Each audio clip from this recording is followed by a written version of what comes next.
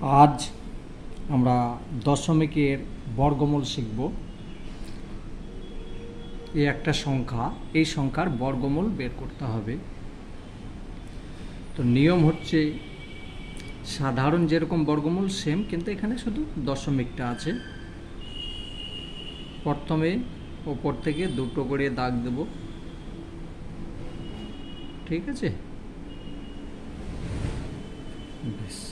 ভাগ প্রক্রিয়াতে করছি, তো ভাগ প্রক্রিয়া করার জন্য প্রথমে এভাবে একটা দাগ দিতে হবে।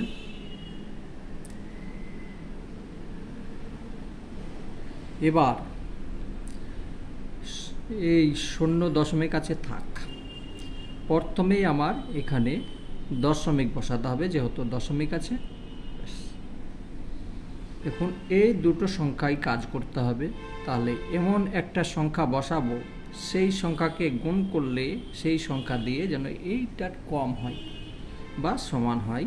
তাহলে আমি যদি 2 দিই, এখানেও 2 দিলাম, তাহলে 2 এর সঙ্গে 2 গুণ করলাম, হয়ে গেল কত? 4 মাইনাস 5 থেকে 4 মাইনাস করছি, নামছে 1। এবার এই যে দুটো সংখ্যা আছে,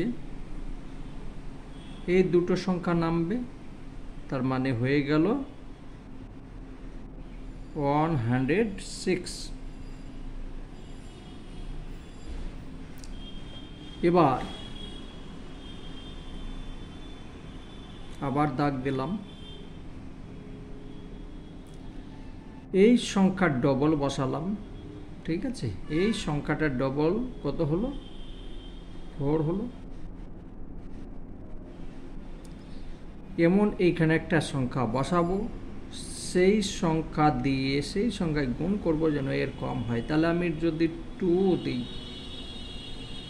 তাহলে 2 এর সঙ্গে 2 গুণ করলাম, তাহলে এটা 2 দিয়ে গুণ করলে এটা হচ্ছে 84, ঠিক আছে।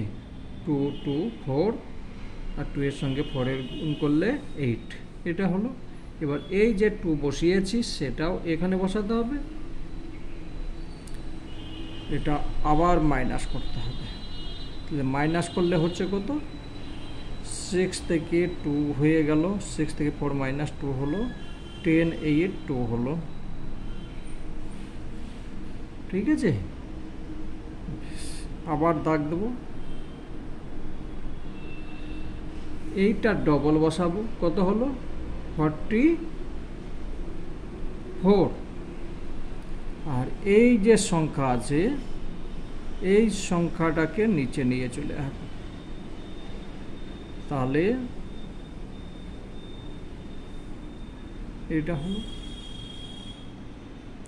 2225। এখানে এমন একটা সংখ্যা বসাবো, সেই সংখ্যাকে এই সংখ্যা দিয়ে গুণ করলে এইটা হবে। তো সবসময় মনে রাখবে লাস্টে 5 আছে, তো 5 দিয়েই যাবে, ঠিক আছে। এটা 5 দিয়েই যাবে। তাহলে আমি এটা গুণ করে নিচ্ছি, দেখো গুণটা আলাদা জায়গায় করবে, এখানে নিয়ম নাই, আলাদা জায়গায় করতে হবে, কিন্তু আমি এখানে বোঝাচ্ছি। 5 এর সঙ্গে 5 25, আর এটা হলো 20 20 আর 2 হয়ে গেল, তাহলে 2 হলো 22 হলো। এই দেখো গুণ করলে এইটা হয়ে যাচ্ছে, মিলে যাচ্ছে, ঠিক আছে। তাহলে এই সংখ্যাটাকে এখানে লিখে দিলাম।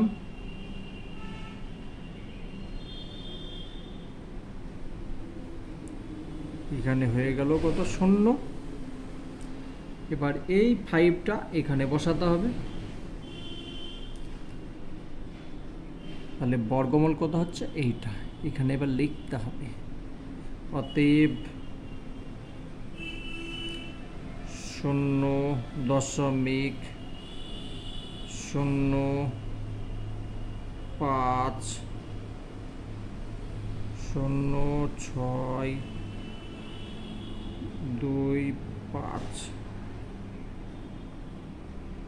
বর্গমূল সমান 0.225। এটা হলো অ্যান্সার।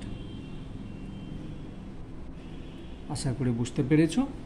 খুব সহজ, শুধু নিয়মটা জানতে হবে। ঠিক আছে।